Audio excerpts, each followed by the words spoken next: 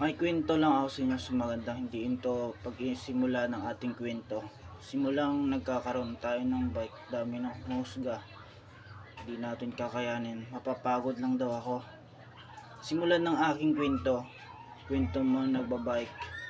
Bike para sa akin nakakatulong. Mapupunta kung saan asan ako makapunta. Pupuntahan ko sa lugar kung saan ako iikot. Parang mundo. Ang bike kasi parang mundo mo lang yun kung saan mo siya pupunta doon sa liliko at kakaliwa ka didiretso. Parang saan ka mapapasaya, doon mo makukuha yung kuha mo yung pagod. So nandun na yun yung lahat. Pagod ka man sa trabaho, paliko-liko, araw gaman o gabi, pag ikaw nagbabike, tatahakin ng iyong mga mundo, parang mawawala lang sa mundong ito. Sana isang mundong parang isang bike na parang lagi kang pumupunta kung nadala ka niya. Ang bike ang dahilan kung ba't ako tumindi at napapalaban sa bike sa kung saan tayo pupunta, kung saan tayo masaya. Sana mahaba pa yung kwento natin para sa ating pagbabike. Kaya Nila, kapag totoong nagkakagusto ka sa isang tao, siya lang, wala nang iba. Kapag daw gusto mo siya ng totoo, handa ka sa lahat. Handa ka masaktan, handa ka umiyak, magpakatanga at handa ka mahirapan. Ang pagmamahal daw ay parang bisikleta na may dalawang upuan pero iisa ang manibela. Sabi nila pwede ka naman daw magbike mag-isa at maglakbay ng walang kasama. Kasi ikaw naman daw yung may kontrol ng manibela, kaya makakausad ka kahit walang angkas. Pero hindi ko pala kaya. Hindi ko kaya magbike mag-isa. Hindi ko kaya makaalis hanggat wala ka. Hindi ako makapagpatuloy hanggat hindi kita kasama. I can't go on without you. Palagi kitang gusto. Palagi akong humahanga sa'yo. At tulad ng gulong ng bisikleta, patuloy umiikot ang mundo ko sa'yo. At ikaw ang kadena na siyang dahilan kung bakit umiikot ang mundo ko. Hindi ko kaya magbike mag-isa. Kasi ako man ang may hawak ng manibela. Hindi ko naman alam kung saan ako pupunta. Kaya kailangan kita. Kasi nasa iyo ang mapa ng landas na tatahakin ko. Pwede kitang iangkas, pero hindi kita pwede piliting sumakay. Gusto kita.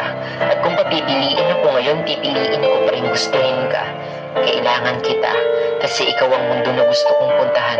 Na para bang kapag kasama ka, ang lahat ay may kabuluhan. Ikaw ang mapa, ikaw ang bisikleta, ikaw ang destinasyon ko, ikaw ang paraiso na gusto kong pagpahingahan. Kapag wala ka, para akong aso na naliligaw sa kagubatan. Hindi na kailangan pumidal pa. Kasi noong mga panahon na kasama kita, inarating ko na ang nais kong paroonan. Gumagaan ang loob ko tuwing nakikita ko ang mga ngiti mo. Gusto ko ang ngiti mo. Kung ano man ang meron na kaya kong gawin ngayon, yun ay ang mapasaya ka. Gusto kong tandaan mo na kung ipanganak man tayong muli sa ibang katauhan, lagi mong tandaan na nandito lang ako, handang magpasaya sa'yo. tayo isang siklista sa araw-araw natin. Halika, samahan mo ako na buuin ng tula na to. Tulain At natin kung isa ka isang sa mahilig pumadyak sa bisikleta, sige, idiretso mo kung saan ka patungo. saan tayo pupunta. Pag-ingatan mo lang ang sarili mong trono. Paypahin mo pa ang malawak na kalsada at bawat daan hanggang makamtan mo ang tinatawag na kaunlaran na naghahatid ngiti, nagbibigay galak. Paniguradong ang buong barkada ay may dalang malalakas na halakhak dahil narating nyo na sa wakas ang matagal nyo nang binabalak. Inabot man ang mga binti ng pulikat at ang ulan na pumapatak sa gitna ng pagpadyak ay hindi pa rin to matatawag na hudyak. Para sukuan na lang ang patungo sa pangarap. Dahil sa panahon ngayon, bisikleta ay isa na sa pinakamahalaga. At ang nais kong itanong, siklista, saan ka papunta? Pagdadala, magpapakasaya, o patungo sa trabaho para buhayin ng pamilya, para kumita, para humanap ng pagkakakitaan na magiging lunas sa gutom na kinakalaban, pakinabang ang siyang kailangan, ang piyesa man ay kinakalawang, hindi pa rin mapipigilan ang determinasyon na gampanan kung anong dapat gampanan. Pero siklista, nag-iingat ka. Dahil lang bawat daan ay walang kasiguraduhan kung ligtas ka. Totoong nag-iingat ka, pero ang tanong ko, ang kasabay mo ay nag-iingat ba? At ang pangamba, na baka dumamba, natawag nilang disgrasya na iniiwasan ng lahat. Pero huwag kang matakot. Mag-pause. Ituloy mo lang ang pagpadyak. Tunguhin mo ang tiyak na magpapasaya sa iyong kalooban. At subukan mong pagmasdan ang Ang hirap para maging siklista pag di ka nag-iingat, matutumba ka, aangat ka at babahon para sa pong pamilya. Kaya ipagpatuloy natin to maging siklista ha. baba ng araw na nag-aalis sa pagod na nararamdaman.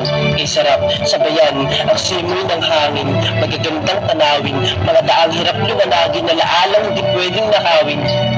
Pagurin, gutumin, ng tanging hangarin, may sumayang damdamin. Ayan, buhay ng siklista. Hindi madali ang ginagawa nila. Dahil sa totoo lang, ay malapit sila sa disgrasya. Pero inalis sa isipan ng takot, bagkus itinuloy kung saan sila masaya para sa pamilya, para kumita. Sa paligid mo lang sila madalas makikita, iba't ibang hangarin ng daladala ng bawat siklista. At ang huling tanong ko, siklista, saan ka papunta? At kung saan ka man patungo, bitbitin mo lang ang salitang mag-iingat ka. Mag-iingat tayo